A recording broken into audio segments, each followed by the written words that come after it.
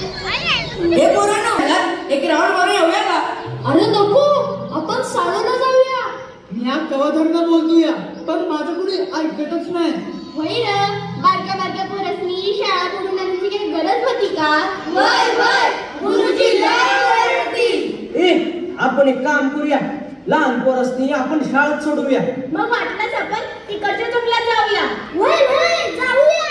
मग तयार आहे. काय तयार हाय?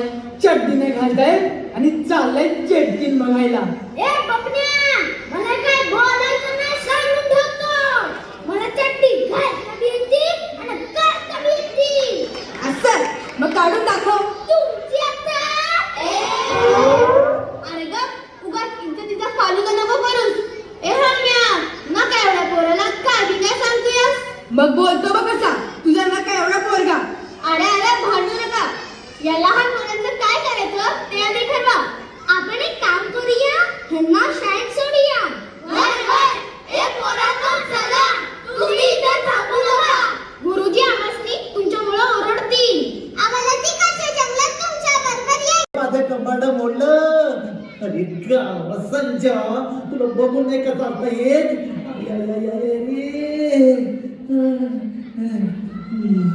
बरं, मला सांगा, तुम्ही इथेच आला होतात ना?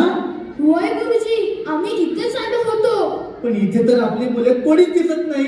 बहुतेक चिटकिनीने त्यांना पकडून ठेवलं असणार. त्यांच्यावर जादूटोना केलं असणार.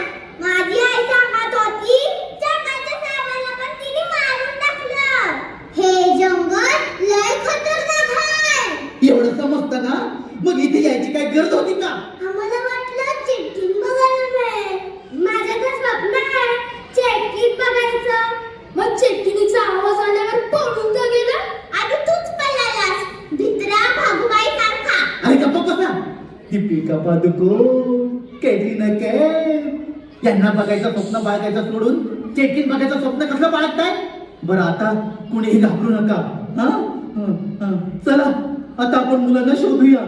गुरुजी, मला असं वाटतंय की मोठी पोरं तिकडून मागच्या जंगलात. मला ओळखलेस का? नाही ओळखलं?